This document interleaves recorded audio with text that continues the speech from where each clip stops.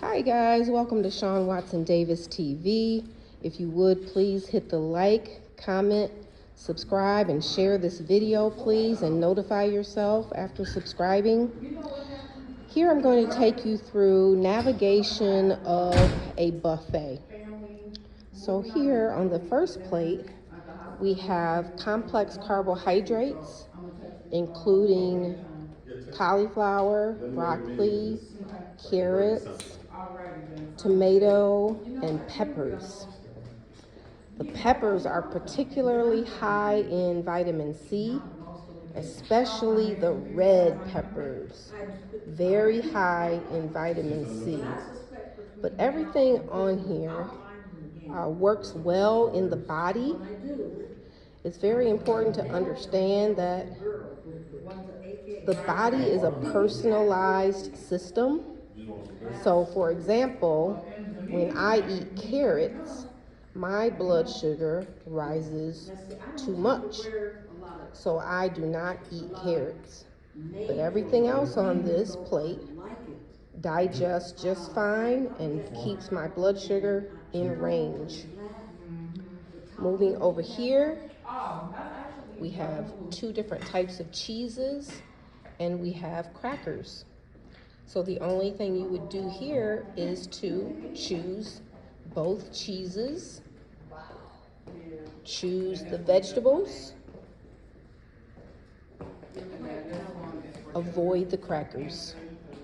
The crackers are going to give you a blood sugar spike, and they're going to addict the brain.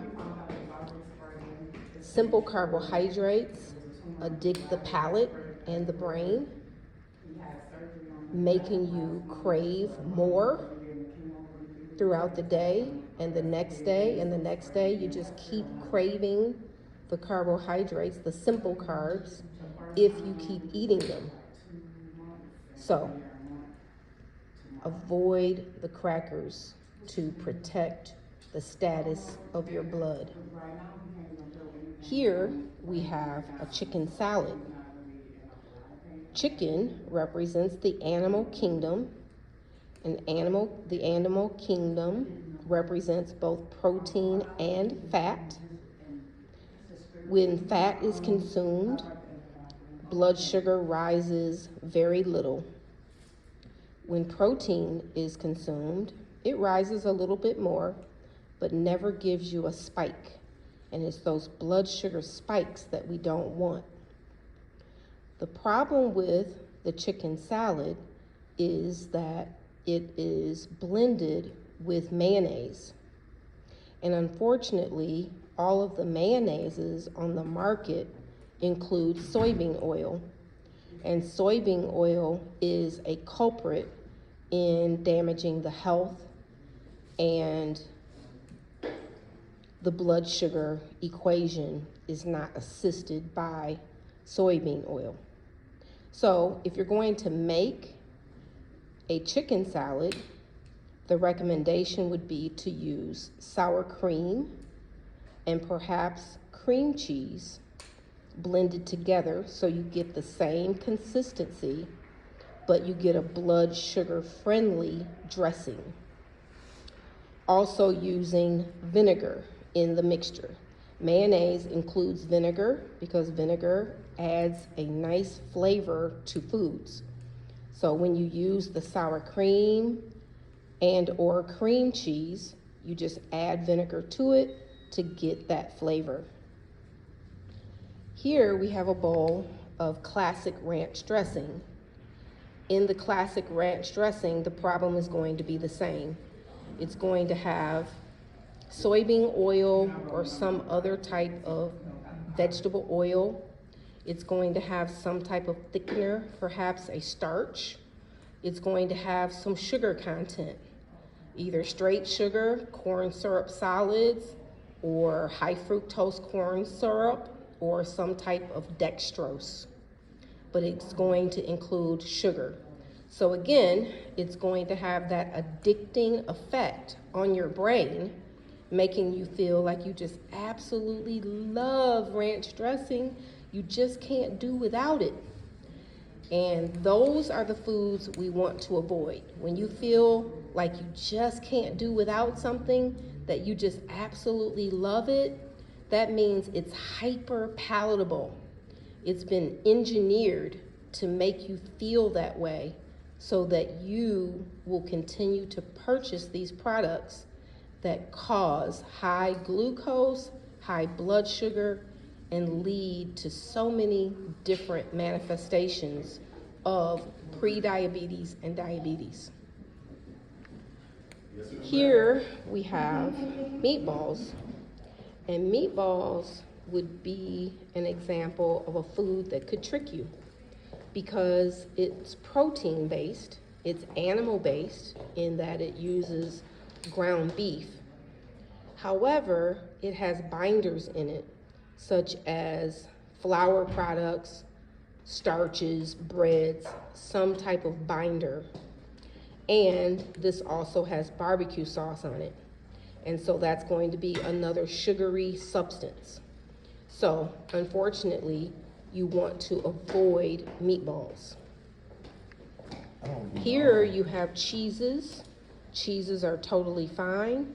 They represent fat, and they will do very little to raise the blood sugar. Every time we eat, blood sugar and insulin rises. Every time we eat.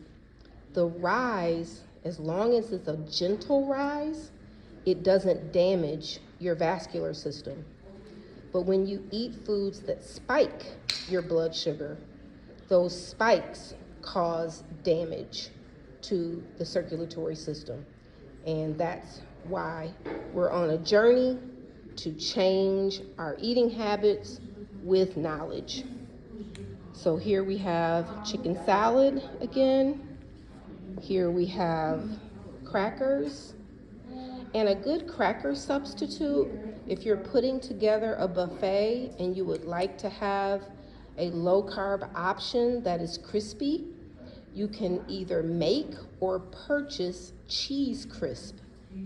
You can make cheese crisp in the microwave just by cooking the cheese until it becomes firm after allowing it to come to room temperature.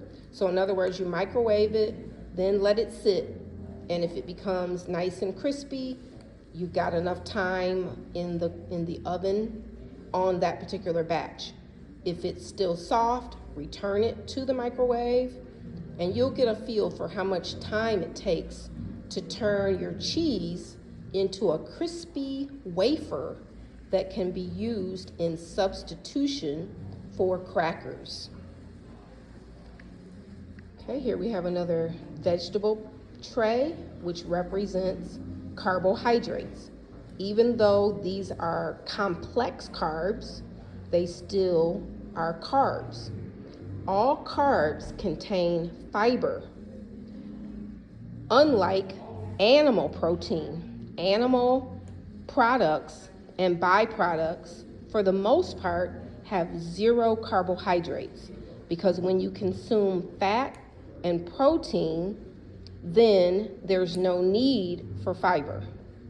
Unlike the vegetable and the fruit kingdom, which are carbohydrates, and thereby they require fiber in order to bind the carbohydrate. Moving over to the fruit tray. Fruits go over just fine in some people, but in other people, there's too much sugar in the fruit. So that's why I recommend that everyone become an inside tracker. Test your blood every morning, fasted. Why fasted? Because if you're testing your blood every morning prior to eating, then you're comparing apples to apples to apples. You know what you ate yesterday, you know what you didn't eat and what you didn't drink yesterday. So by testing every morning in a fasted state, you're able to determine what causes your blood sugar to elevate out of range, what keeps it in range. So very important to become an inside tracker. Okay, now we're moving over to the beverage, and this is sweetened raspberry tea. There's no indication here as to whether it's sweetened or not. If it were unsweetened, then it would be it would be blood sugar friendly. So if there's no indication, make certain that you ask whether or not the beverage is sweetened or unsweetened so that you can make a choice that's in keeping with your goals of achieving and maintaining a healthy blood level between 70 and 85. That's the optimum blood sugar number that you're shooting for. Here we have water, so those are going to be just fine, no carbohydrates there. Here we have coffee. Coffee represents a polyphenol. This is unsweetened coffee, so you could certainly have that as long as you do not add any sugar to it, nor non-dairy creamer. You want to stay away from non-dairy creamer. Non-dairy creamer is still a sugar source. If you read the ingredient list, you will see corn syrup solids and other products that elevate blood sugar. The best creamer to use that is friendly for your blood would be heavy whipping cream. Fats are good, guys. Fats give energy. Fats provide the body with a fuel that it recognizes. And here we have artificial sweeteners, which again is another chemical product. So we want to stay away from that, because if we're trying to look out for our blood sugar, we're trying to look out for our overall well-being. And then here we have a dessert tray. It's beautiful. On the positive end, it does not have frosting, and so that was a positive decision there. These cakes are homemade. They are not purchased from a grocery store bakery. They have been made with real butter, real eggs, real vanilla extract, etc. So that is positive. However, it still has grain, and grain is going to elevate the blood sugar. It has granulated sugar, which is going to elevate the blood sugar. So, 2 points I want to make here. One is, if you eat this food, your body is going to continue to crave this food. If you want to discipline yourself and get away from carbohydrate addiction, then you're going to want to bypass this food.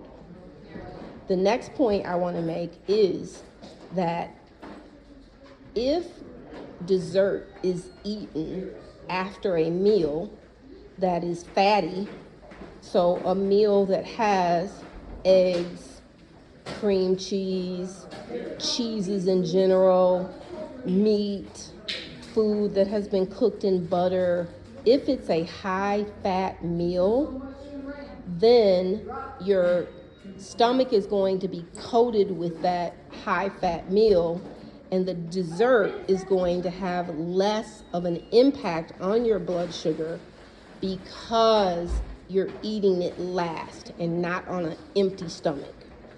So let me repeat that. If you consume sugar on a full stomach, the blood sugar is going to rise less than if you eat food that is sweet and that has grain on an empty stomach.